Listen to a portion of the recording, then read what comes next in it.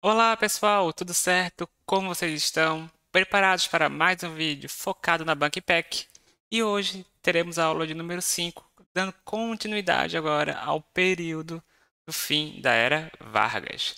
Lembrando que esse vídeo é focado na história do Brasil, que é um dos grandes temas aí cobrados pela BankPack. Não se esqueça de deixar seu like, se inscrever no canal e vamos que vamos. Foco no concurso, foco, pessoal, foco.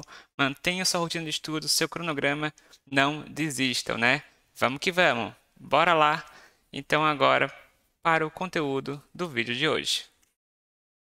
Bom, depois então do fim da Era Vargas, temos novamente agora a Quarta República, a volta aí das eleições, a volta do governo democrático, né?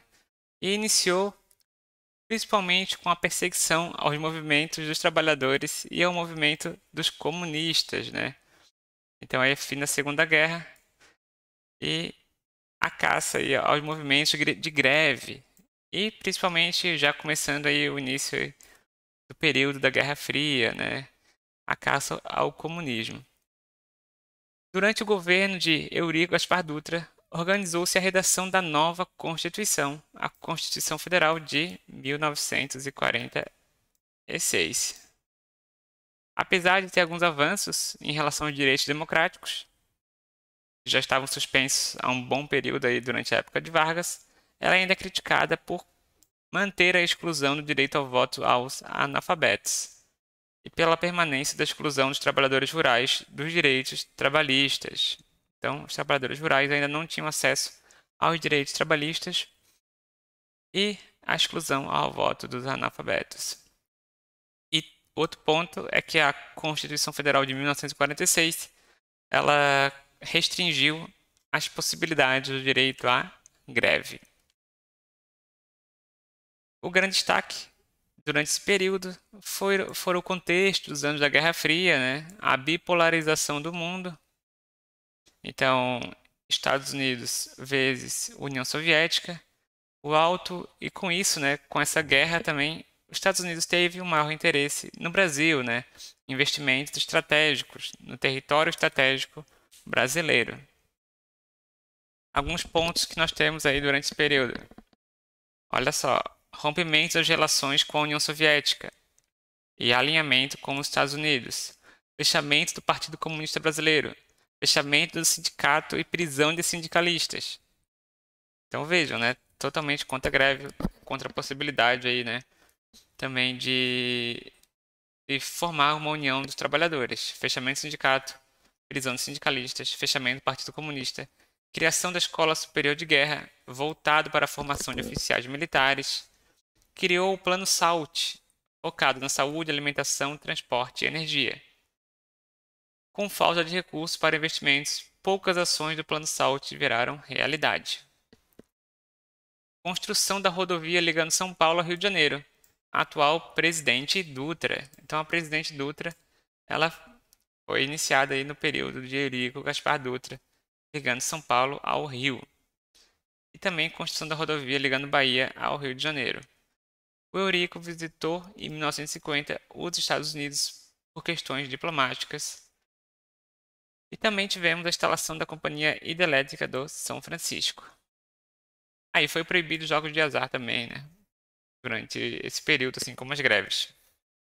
Depois, adivinhem, tivemos o segundo governo de Getúlio Vargas, isso mesmo. Então temos também uma eleição vencida por Getúlio de forma democrática. O seu segundo governo iniciou em 1951, após a vitória nas eleições de 1950. E esse segundo governo dele foi conhecido como governo democrático. Foi marcado por anos de crises políticas, pois a oposição ela já estava insatisfeita, né, com o projeto de desenvolvimento nacionalista de Vargas. Então houve uma forte força aí da Câmara, da aristocracia, para desestabilizar o governo a todo o custo, né, principalmente aí da força política. E no segundo período que ele foi eleito, ele governou por 3 anos e meio. E aí nós temos o fato que é muito conhecido, né, que foi o suicídio de Getúlio Vargas, é 24 de agosto de 1954.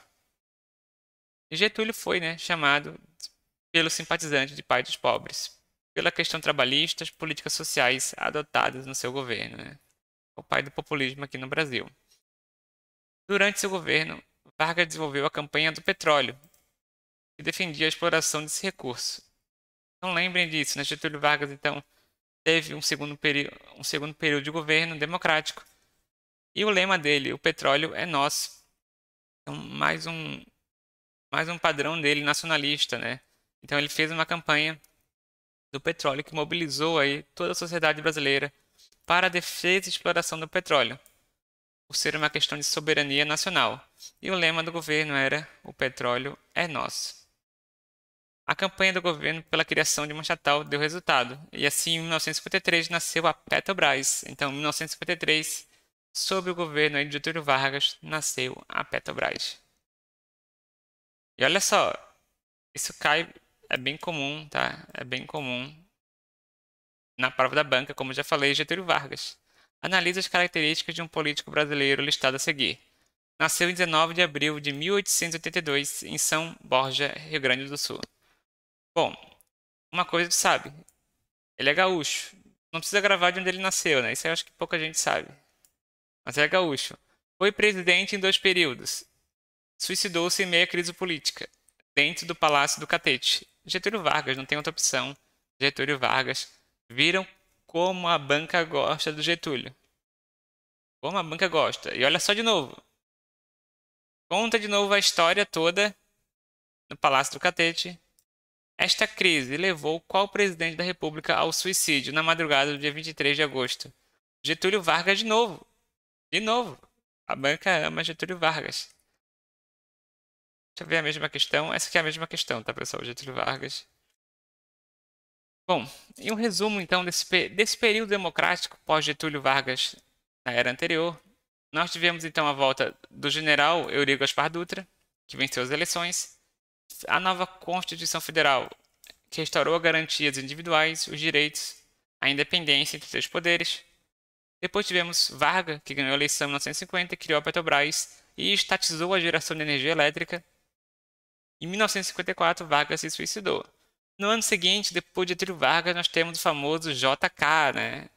Juscelino Kubitschek. 50 anos em 5. Lembrem do lema dele. E seu governo privilegiou os setores de energia, transporte, alimentação, indústria. E em 1960, Kubitschek inaugurou Brasília, a capital do país, tá? Depois tivemos 61, Jânio Quadros, mas ele renunciou aí no mesmo ano. E aí o último presidente aí dessa era democrática, que foi João Goulart, que assumiu, né, como vice. Mas nós já vamos entrar em detalhes. Agora vamos, então, depois do suicídio de Getúlio Vargas, tivemos JK. Né? JK tem uma frase, né? 50 anos em 5. É o lema dele, se cair, e já foi cobrado na prova. Outro ponto. Durante o período dele, tivemos a construção de Brasília, que foi inaugurada em 1960. Ele que mudou a capital do Brasil para o interior, então, do Rio de Janeiro para Brasília. E durante esse período, houve uma forte industrialização, chegada de multinacionais. Então, é claro, né, os Estados Unidos queria movimentar a economia brasileira também, tornar o Brasil capitalista. Tem várias outras questões aí de basicamente demonstração de poder e também desenvolver outras regiões. Tem outros pontos também que vão além disso. Mas, gravem, né? Durante o período de JK, industrialização com a forte chegada de multinacionais. O desenvolvimento do período ocorreu com muito investimento público e privado e aumento da dívida pública também, com certeza. 50 anos em 5. Olha a questão que caiu. Caiu o lema. O governo de um certo político brasileiro é lembrado como de grande desenvolvimento, incentivando o progresso econômico do país por meio da industrialização. Ao assumir sua candidatura, ele se comprometeu a trazer o desenvolvimento de forma absoluta para o Brasil, realizando 50 anos em 5, né? Em seu governo, foi responsável pela criação do grupo executivo da indústria automobilística, implantando várias indústrias como a Volkswagen no país. Quem é o político? JK, né? 50 anos e 5, já lembre. Viram o porquê que é importante todas essas aulas de história? A banca ama a história do Brasil a partir da Primeira República. Ama cobrar qual que é o governo, perguntar de forma geral e você descobrir quem que é o presidente durante a época. Vocês viram, né? JK, Getúlio Vargas, questões bem parecidas, né? Bem parecidas. Aqui é uma outra também, ó, sobre Juscelino Kubitschek, e é para dizer o que é errado. Ele comenta, né, que pela aliança, Juscelino foi eleito presidente da República em 3 de outubro de 1955. Sobre o seu governo, é errado afirmar: abriu rodovias transregionais que uniram todas as regiões do Brasil? Sim, durante esse período teve também a construção de rodovias, né? Promoveu a implantação da indústria automobilística? Sim, verdadeiro. Criou a Superintendência de Desenvolvimento do Nordeste, visando integrar a região ao mercado nacional? Sim. Sob o slogan "O petróleo é nosso", fundou a Petrobras. Essa aqui era fácil, né? Tem que lembrar, Getúlio Vargas é o pai da Petrobras. É o lema "O petróleo é nosso". JK é 50 anos em 5. E ele é o pai de Brasília. Vocês podem lembrar, né? JK. Lançou o Plano Nacional de Metas de Desenvolvimento, também chamado de Plano de Metas, que tinha o célebre lema 50 anos em 5. É JK, né? Tá certíssimo. JK. Então a D era a alternativa errada, que não era do governo de JK, né? E que é a resposta correta nessa questão.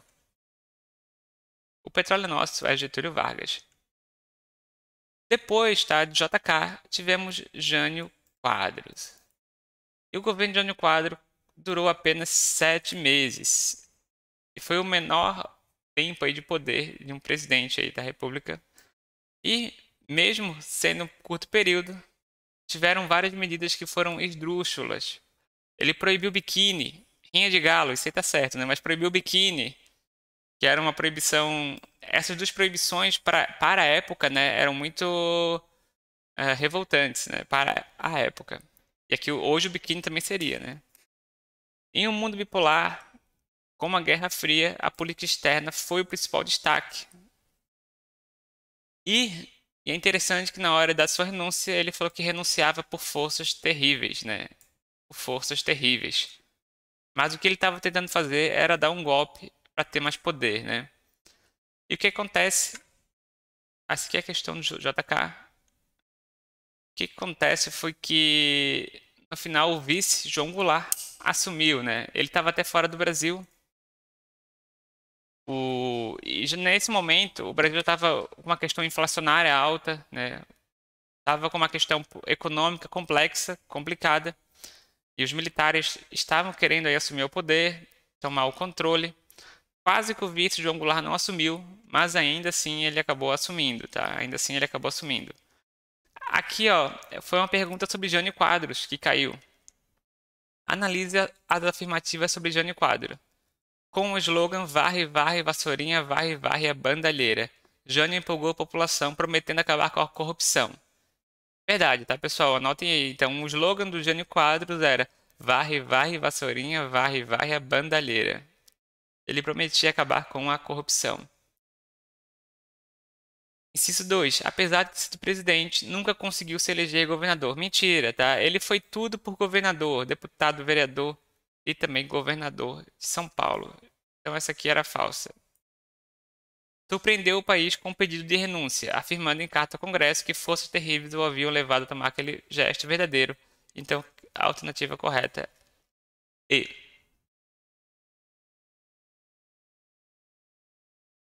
Questão 23. Sobre o processo industrial brasileiro, é correto afirmar que houve oferta de elevadas margens de lucro no mercado interno para os capitais estrangeiros a partir do JK, estabelecendo a vinda de empresas multinacionais. Verdade, tá, pessoal? Verdade. Corretíssimo. B. Nos anos de 1990, houve o aumento da participação do Estado no setor produtivo, através do controle da economia nacional. Isso não aconteceu nesse controle da economia nacional. Houve mais até privatizações durante esse período. Após a Revolução Militar, a queda na capacidade de importação, em virtude da crise do petróleo, leva a indústria brasileira a inaugurar o processo de troca de produtos primários por máquinas. Nunca aconteceu, né? Dessa forma. No governo de Vargas, através da redução ao protecionismo econômico, ocorreu a abertura do mercado interno aos produtos de origem estrangeira. Vargas era um nacionalista, né, pessoal? Ele não ia fazer uma política como essa. E após a Segunda Guerra Mundial, acentua-se o processo de estatização das indústrias. Não, não é isso que aconteceu. Estatização no Sudeste, não.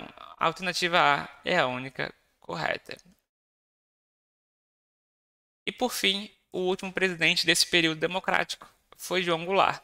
Ele era o vice-presidente aí do Jânio Quadros, que acabou não durando 7 meses no poder. João Goulart era conhecido como Jango, e ele era um político gaúcho que assumiu a presidência então após a renúncia de Jânio Quadros. E era um forte cenário de crise política. E um ponto que os militares e conservadores tentaram impedir a posse de João Goulart e mobilizou grupos da esquerda em prol da defesa de Jango. Importante, pessoal. Quem mobilizou o grupo da esquerda em prol de Jango foi Leonel Brizola, governador do Rio Grande do Sul, cunhado de João Goulart. Então, os militares e conservadores já estavam pressionando Jânio Quadros. Porém, e até o vice-presidente João Goulart estava fora do Brasil. Porém, Leonel Brizola, né, com apoio de grupo da esquerda, conseguiam aí trazer o João Goulart de volta e fazer com que ele assumisse, né, e seguisse e mantesse a ordem democrática por mais 3 anos. Então, Leonel Brizola, que era o governador do Rio Grande do Sul, encabeçou a campanha da legalidade e se espalhou pelo país para defender a posse de João Goulart. Então, a campanha anotem aí, né? Campanha da legalidade, para defender a posse de João Goulart. Brizola orientou Jango a retornar ao Brasil e prometeu resistência armada para garantir posse do seu cunhado. E durante o governo de João Goulart teve um período até parlamentarista, que durou 14 meses do governo e foi abandonado quando a população manifestou o desejo pelo presidencialismo no plebiscito.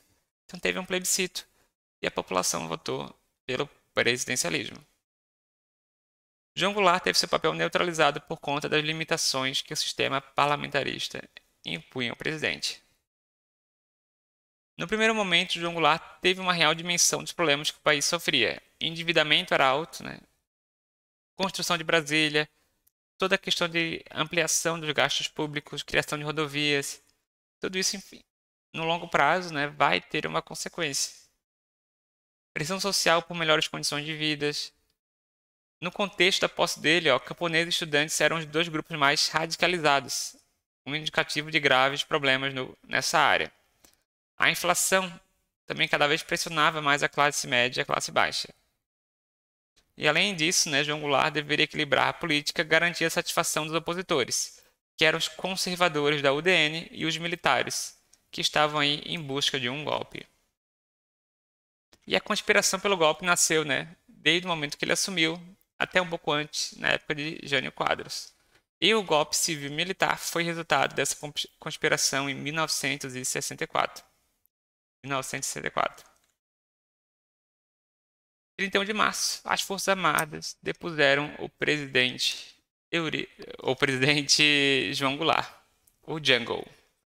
No próximo vídeo eu vou entrar em detalhes sobre todo o período da ditadura militar e no último eu vou trabalhar toda a questão da nova república e dos tempos modernos, tá bom? Então vamos que vamos, tá acabando, falta pouco. Em breve vamos ver todo o conteúdo de história focado no IPEC e eu farei um simulado aí no final para vocês treinarem. Então, um forte abraço e foco nos estudos!